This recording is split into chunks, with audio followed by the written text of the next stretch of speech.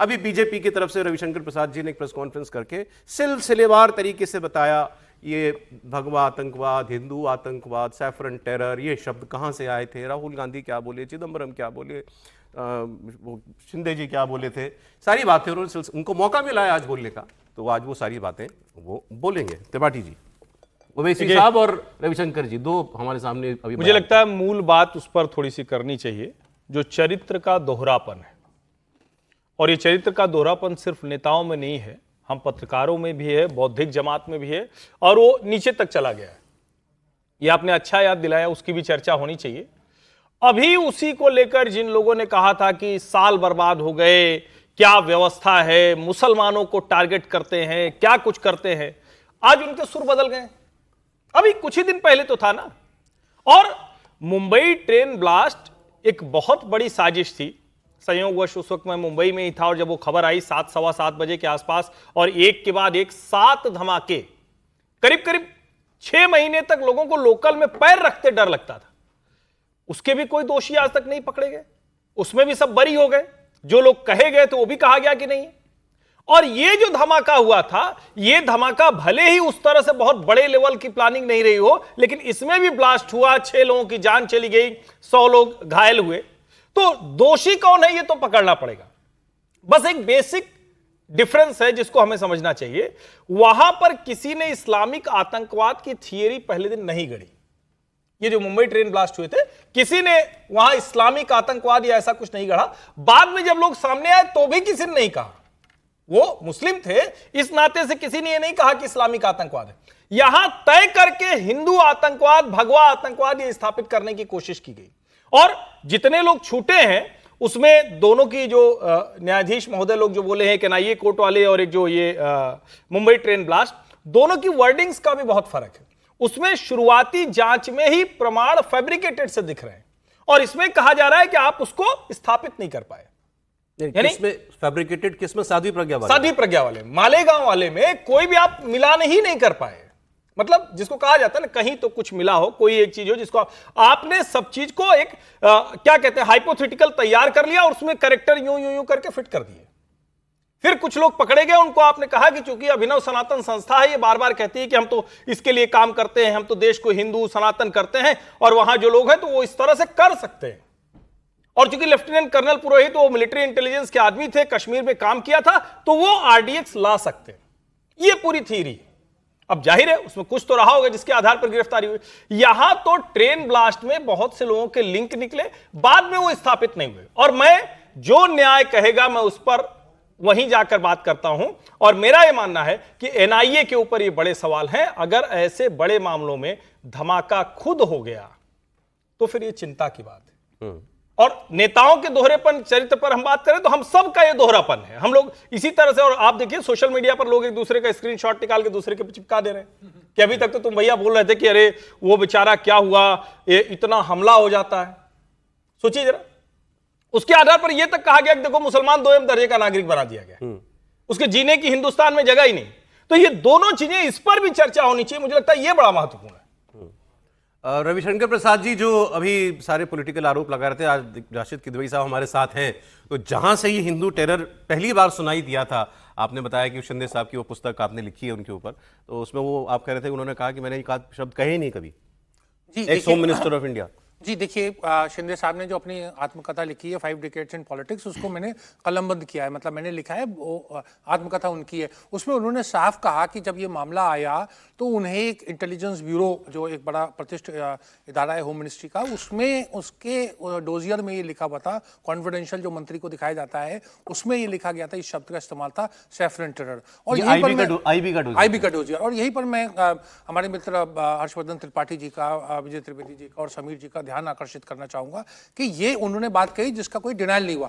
उस समय जो देश के गृह सचिव थे आर के सिंह, जिनका पहले भी उन्होंने लाल कृष्ण आडवाणी को भी समस्तीपुर में बहस से डीएम गिरफ्तार किया था, उन्होंने भी इस शब्द का इस्तेमाल किया और फिर मंत्री ने भी उसका इस्तेमाल किया। और उसके बाद ये भी आया सुनने में कि आर के सिंह ने कहा कि मैंने ऐसा नहीं कहा था, इसका ये मतलब नहीं था। वो तमाम चीजें हैं। चिदम्बरम साहब का भी नाम लिया, रविशंकर चिदम्बरम का भी नाम लिया, दिग्विजय सिंह ने भी, इसका सब चीजों का इस्तेमाल हुआ है।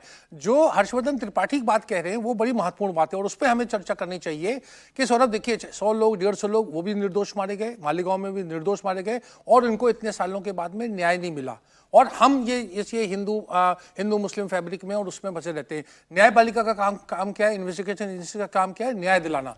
एक सभ्य समाज में, लोकतंत्र में, संविधान में उनको न्याय मिलना चाहिए, न्याय नहीं मिल रहा है और इसके ऊपर हमें तवज्जो देनी चाहिए, बजाय इसके कि ये सैफरन टेरर था मैं या इस पर मुस्लिम टेरर आर्गुमेंट दूं अपना, क्यों मैं क्यों समझता हूं कि ये ज्यादा वो भी है, वो तो है, बिल्कुल है।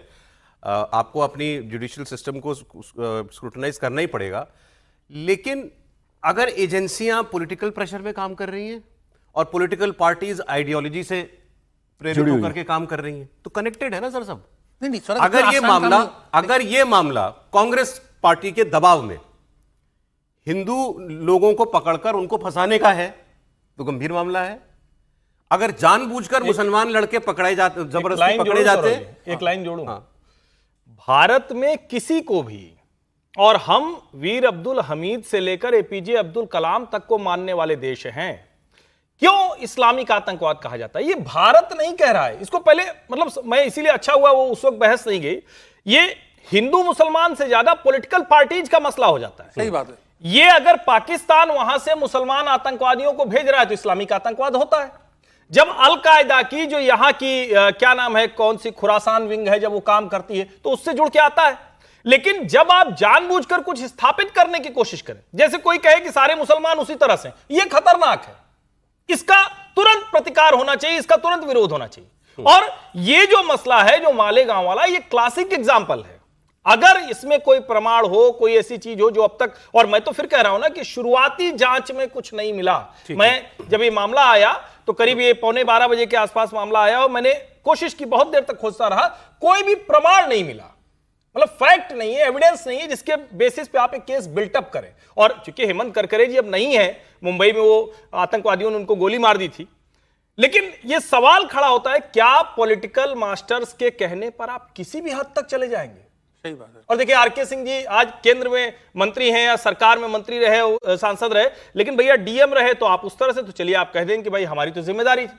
लेकिन होम सेक्रेटरी रहते हुए अगर ऐसा कोई शब्द डाला जा रहा था तो बिना प्रमाण के आपने उसको डालने क्यों दिया? चलिए मान लिया शिंदे जी ने किया या पी चिदम्बरम ने किया या जिसको भी आप कहें, होम सेक्रेटरी थे ना आप। तो आप विजय जी कह रहे हैं वो भूले, मतलब सुबह का भूला शाम को आ गया, अशोक चौहान और लंबी फहरिस्त है, कृपा शंकर जी। नहीं सर, मैं तो इस बात पे पहले ही चर्चा की, भाई आरके सिंह साहब की और उनकी बात नहीं कर रहा। मैं ये कह रहा हूँ कि पूरे सिस्टम में इस वाले मसले में क्या है, जो बड़ी बात आई कि सबूत का अभाव नहीं है जी। ये जो केस है इसको थोड़ा सा समझने की जरूरत है कि सबूतों का अभाव नहीं है। जो सबूत बनाए गए वो फैब्रिकेटेड थे शुरुआती दौर पर, इनिशियल लेवल पर, एटीएस के थ्रू।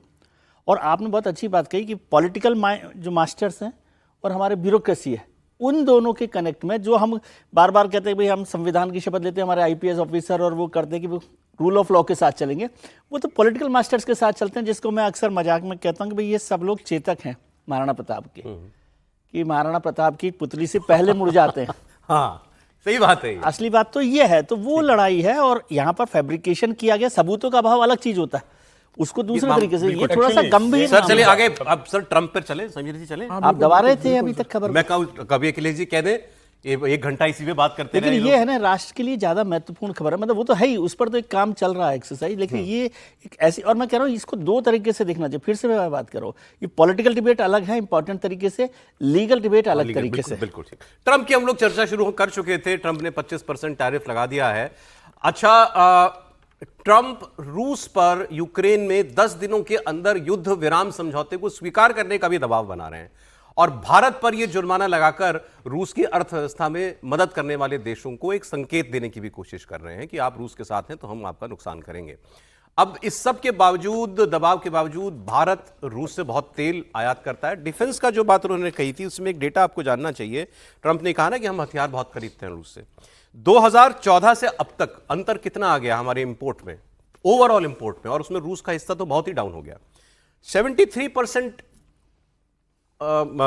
हमारा जो इंपोर्ट था ये रशिया से हो रहा था टोटल का, और 2014 में। आज ये 38% हो गया है हमारे टोटल आर्म्स इंपोर्ट का। अब हम 38% डिफेंस का आर्म्स इंपोर्ट आज हम 38% लेते हैं केवल रूस से। 10 साल पहले आप 73% ले रहे थे। इसकी वजह यह है कि हमने एक तो डाइवर्सिफाई किया है अलग अलग तकनीकों और दो देशों के पास जाकर के, और दूसरा हमारी डिफेंस प्रोडक्शन खुद की बहुत बढ़ गई है। 174% राइज है पिछले 11 साल के अंदर। तो वो उनका आरोप इतना सही नहीं है। तेल वाली बात ट्रंप की बिल्कुल ठीक है कि हम लेकिन तेल इसमें तो तो हम खरीद यूएस रहे हैं। से भी हम स्ट्रेटेजिक पार्टनर्स हैं। अब तो डिफेंस डील सर, जो अब हम वो यूएस के साथ वो भाई जो दोस्त कह के करे जा रहा है सब कुछ। ट्रंप हर लाइन में तो ये कहते हैं इंडिया इज माय फ्रेंड। नहीं, इंडिया इज माय फ्रेंड, लेकिन एक आज लेकिन का अब जो इस पर मैं आपको आप- कल का एक बयान जयशंकर जी का सुनाता हूं। क्या पता जयशंकर जी को भनक थी कि कुछ होने ही वाला है, 1 अगस्त तो आ रहे, तो सबको पता था। उन्होंने कल बोला पार्लियामेंट में कि ट्रेड डील पर हम काम कर रहे हैं, लेकिन इतना भरोसा देश को रखना चाहिए कि भारत राष्ट्र हित से डिगेगा नहीं। And sir, I want to say this. Today, we are negotiating a trade agreement. Why are we negotiating a trade agreement? Because we have national interest at heart. We have national interest at heart, and we are negotiating a trade agreement that will serve our national interest. So, there should be no doubt that this government is fully committed to our national interest. तो उन्होंने कहा national interest से हमने पता किया कि भाई क्या है मामला, अटका कहां है। तो ये चर्चा जो आप कई बार सुन चुके हैं समीर जी, कि कृषि और डेयरी वो ये चाहते हैं कि ये सेक्टर्स भारत खोले, और हम ये होने नहीं देंगे। देखिए, ये प्रधानमंत्री पहले भी बहुत स्पष्ट कर चुके हैं कि भाई जो ट्रेड डील होने वाली है वो म्यूचुअल अंडरस्टैंडिंग जो होगी, और भारत अपने हित को कभी भी नजरअंदाज नहीं करेगा। अगर अमेरिका के सामने भारत सरकार को अपने हित को अंदाज करना होता तो इतनी लंबे दौर की बातचीत नहीं चलती। जब पहली बैठक जुलाई में हुई थी तभी भारत सरकार अमेरिका के हिसाब से शर्तों को मान लेती। यह बहुत क्लियर है, और ट्रम्प तो खुद कह चुका कि नरेंद्र मोदी बहुत टफ नेगोशिएटर है, उनके साथ बिजनेस करना तो भारत के हितों का वो बहुत ध्यान रखते हैं। मुझे लग रहा है कि भारत का बहुत स्पष्ट मत रहा होगा, और लगातार हमारे प्रतिनिधिमंडल अमेरिका में इस समय लगातार नेगोशिएशन जारी है। 1 तारीख से 25% का टैरिफ ट्रम्प ने डिक्लेयर कर दिया है। लेकिन मुझे लगता है कि आने वाले समय में जब डील बाहर आएगी, निश्चित रूप से भारत का अपर एंड होगा, और भारत अपने किसानों के साथ निश्चित रूप से निश्चित रूप से अगर होना होता तो ये बहुत पहले हो चुका था। और मोदी कभी भी देश के हित के ऊपर नहीं जाएंगे। सर, आप जो बात कह रहे हैं ये हम सब उम्मीद करते हैं, लेकिन ट्रंप ने ऐसा कोई सिग्नल अभी तक दिया नहीं कि वो सॉफ्ट हो रहा है भारत के प्रति। तो हमने सिग्नल दिया है कि हम सॉफ्ट हो रहे हैं ट्रंप के प्रति। ये तो छोड़िए जी कि टैरिफ लगा रहा है और फिर कह रहे हैं कि पेनल्टी भी भरेगा भारत। इसमें एक बात पीछे बात पूरी नहीं हो पाई थी। ट्रंप ने ये धमकियां और ये टैरिफ बहुत से देशों पे लगा के वापस भी लिए। बिल्कुल, अभी जापान पे लगाया, वापस ले लिया, ट्रेड डील हो गई। चीन के साथ समय दे रखा है, चीन के साथ एक्सटेंड कर दी 90 दिन के लिए डेडलाइन एक्सटेंड। तो भारत की डील अभी चल रही है, इट इज नॉट ऑफ। ये तो बातचीत हो ही रही है। तो जो आप कह रहे हो बिल्कुल मुमकिन है, डील का मतलब तो यही होता है। बट वो आदमी आप कह रहे हैं कोई पॉजिटिव सेंटिमेंट शो ही नहीं कर रहा है। सर, भारत मेंटली प्रिपेयर है। प्रधानमंत्री नरेंद्र मोदी को ये बात पता है कि अगर हम ट्रंप के साथ डील नहीं करेंगे वो हमें एक्स्ट्रा टैरिफ लगाएगा, वो पेनल्टी लगाएगा। भारत मेंटली उसके लिए प्रिपेयर है। प्रधानमंत्री मोदी ने उसका दूसरा रास्ता निकाल के रखा होगा। ट्रंप को डील करना होगी भारत के साथ, तो भारत के शर्तों पर होगी। चिदम्बरम कह रहे हैं, पूर्व वित्त मंत्री चिदम्बरम जी को कुछ कहने का मौका मिला, उन्होंने कहा दोस्ती is no substitute for diplomacy and painstaking negotiations. जहां रुपये पैसे की बात हो और महत्वपूर्ण हो जाता है। हाँ, तो और उसमें रुपये पैसे में भी ट्रंप साहब हो तो और ज्यादा महत्वपूर्ण हो जाता है। लेकिन इसमें एक लाइन में जोड़ दो, ये जो ट्रम्प साहब का एक और पोस्ट है उसका आपने जिक्र रशिया वाला नहीं, पाकिस्तान वाला तो अभी करेंगे बात। अच्छा, पाकिस्तान पे बात करेंगे। आप बता दीजिए। नहीं, बस इसमें जो कहा उन्होंने कि आपको टैरिफ लगाना है, टैक्स लगाना है, लगा दो। इस तरीके से तो मत करो। तो ये उसको थोड़ा सा पढ़ो, 2 लाइनें हैं। We have just concluded a deal with the country of Pakistan, whereby Pakistan and the United States will work together on developing their massive oil reserves. We are in the process of choosing the oil company that will lead this partnership. Who knows? इस line को सुन लीजिए। Who knows? Maybe they will be selling oil to India someday. क्या मतलब वो उन्होंने trade deal भी कर ली पाकिस्तान से अमेरिका ने, अब वो वहां पर तेल की खोज के लिए अपनी कंपनी को वहां लगाएगा और वो कह रहे हैं कि क्या पता एक दिन पाकिस्तान भारत को तेल बेचे। सौरभ जी, क्या गलती हो गई है अमेरिका की? इतनी दुर्गति दुनिया के सर्वशक्तिमान देश की होगी ये तो किसी को कल्पना ही नहीं थी। ऐसी गति हो गई कि वो पाकिस्तान से डील करके गदगद है। पाकिस्तान ट्रेड करेगा वो, और जिस जगह चिढ़ाने के लिए लिख रहा हाँ, लेकिन जिस जगह वो ऑयल खोजने की बात कर रहे हैं वहां सब मिसाइल विसाइल लगा बैठे, वो रॉकेट लॉन्चर ग्रेनेड लेके बलूचिस्तान वाले बलोच फाइटर तैयार बैठे हैं। उन्होंने कह दिया यहां आओगे तो वही वाला हश्र होगा जो चाइनीज इंजीनियर का हुआ था। इसको सोचिए जरा। और वहां का जो ऑयल रिजर्व है नहीं, इतना लेकिन कम है पाकिस्तान का, ऑयल उसका यदि आप उसमें एक लाइन और देखिए, आप लिखिए। ना बार बार लोगों के मन में शंका डाल देते हैं। अब आधी हमारी जनता ये सोच रही है कि पाकिस्तान के पास इतना तेल है, वही मैं कह रहा हूं कि वो पाकिस्तान ऑयल रिजर्व अगर इतना कम है, सऊदी जैसा हो गया इसके पास वो तो ऑयल इतना पैसा आ रिजर्व जाएगा। इतना अभी कम आपको है। बताते हैं, जी। आप ठंडक, आप परेशान ना होइए, उसकी हकीकत बताएंगे। लेकिन त्रिपाठी जी आज थोड़ा मूल प्रश्न से आप दूर हो गए। जो इन्होंने ऑपरेटिव पार्ट पढ़ा, ट्रंप के ट्वीट की आखिरी लाइन, उस पाकिस्तान के साथ ट्रेड डील हुई ये अनाउंस करना था ट्रंप को, हाँ, बस। उसमें भारत का नाम क्यों लिया? बड़ी सीधी सी बात है सौरभ जी, जब दो एक बराबर के लोग लड़ रहे होते हैं तो जो लंपट टाइप के, दरबान टाइप के, दरवाजे बैठने वाला जो होता है उसका जिक्र सामने वाले को अपमानित करने के लिए किया जाता है। ये बड़ा मतलब इसको समझने के लिहाज समझिए, आप दो चौधरी लोग हैं, उनको कहना है तो दूसरे को बुला कहेंगे, उसको चार गाली देंगे, अपमानित करेंगे। तो ट्रंप उसी मोड में क्यों है ऐसा? आप जरा सोचिए, जो ट्रंप कहते थे हम जो चाहेंगे वो करा लेंगे, कुछ नहीं करा पाए। अभी तक की जो स्थिति है उसमें ट्रंप के पास कोई रास्ता सूझ नहीं रहा है। और मैं बार बार याद दिलाता हूं कि ट्रंप नहीं, अमेरिका की हर सरकार ने जब जब चीन पर कोई सैंक्शन लगाया, कोई कोल्ड वॉर की, कोई ट्रेड वॉर की, कोई टैरिफ वॉर की, उनका और चाइना का जो ट्रेड इंबैलेंस था वो बढ़ता चला गया। क्यों बढ़ता चला गया? जैसे इसको अब और अच्छे से समझ लीजिए अपने संदर्भ में। हम कहते हैं ना हमारे यहां तो गणेश जी से लेके लक्ष्मी जी से लेके झालर तक सब चाइनीज है। क्यों? सरकार नीति बनाती है। सरकार तो कह रही भाई कि हमारा वाला ज्यादा हो, हम इंपोर्ट कम करें, एक्सपोर्ट ज्यादा करें, हमारे पास आए। लेकिन जो कारोबारी बैठा है, टिम कुक को पता है कि अमेरिका में डिजाइन करवा लो अमेरिकन से हम आईफोन थोड़ी ना बनवा पाएंगे। फार्मा इंडस्ट्री 50%, यानी अगर एक दो दवा बिक रही है अमेरिका में जेनरिक, तो एक दवा भारत से जा रही है। कहां रहेंगे अमेरिकी? बीमार हो जाएंगे, उनकी हालत खराब हो जाने वाली। इसका मतलब ये कतई नहीं मैं कह रहा हूं कि हल्के में लेने का, भारत के ऊपर भी इसका असर पड़ेगा। लगभग 0.5% जीडीपी ग्रोथ पे असर पड़ सकता है, लेकिन अमेरिका के लिए भी मुश्किल होगा। दूसरा, हमने जो रास्ते एवेन्यूज जो तलाशने शुरू किए हैं, ब्रिटेन है, यूरोपीय यूनियन है, ऑस्ट्रेलिया है, जापान है, साउथ कोरिया है, हम दूसरे देशों की तरफ जाएंगे। और ये जो ब्रिक्स का प्लेटफॉर्म है, हम उसको यूटिलाइज करेंगे। हम अमेरिका की जो झगड़ा शुरू हुआ, नहीं, उसी के वैसे- चक्कर में हमने वैसे- कल ही एक डेटा आया हुआ था, एग्जैक्ट नंबर मुझे याद नहीं है, लेकिन अमेरिका में जो फोन, एप्पल के फोन जो खरीदे जाते हैं, वो उसमें सबसे बड़ा हिस्सा भारत में निर्मित आईफोन का है।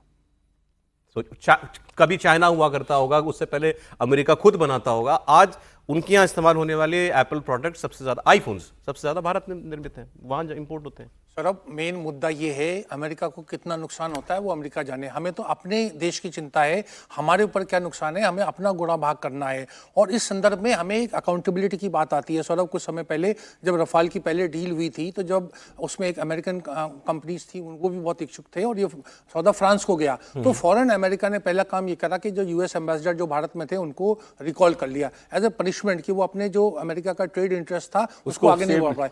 हम क्या इस पोजीशन में हैं? आज चीन को उसने समय दे रहा है, जापान, आपने बहुत सारे उदाहरण दिए, उसको एमबीएस ने उसके साथ कैसे डील की है, बाकी देशों ने कैसे किया है। ऐसी बात नहीं, ट्रम्प ओलम बोलम बोले, लेकिन ट्रम्प जो है व्यापारी है और उसको चीजें पता है। हम उसकी अकाउंटेबिलिटी क्या फिक्स करने की स्थिति में हैं? हम क्या कर सकते हैं? बहुत कुछ कर सकते हैं, लेकिन असली बात तो ये होती है कि जो खूता हुआ, जो गलतियां हुई, कोताही हुई, हमने अमेरिका पे पूरा जनमानस का भाव है 1971 से लेकर आज तक, क्या अमेरिका के भरोसे के काबिल नहीं है? हम क्यों बार बार उसके ऊपर दांव खेलते हैं? क्या नरसिम्हा राव से लेकर के मनमोहन सिंह सरकार ने किसी ने इस तरह से अमेरिका को सम्मान दिया या ट्रेड के ऊपर आश्रित हुआ जैसे आज हम हो गए? तो ये तमाम चीजें, इसकी अकाउंटेबिलिटी की जरूरत है।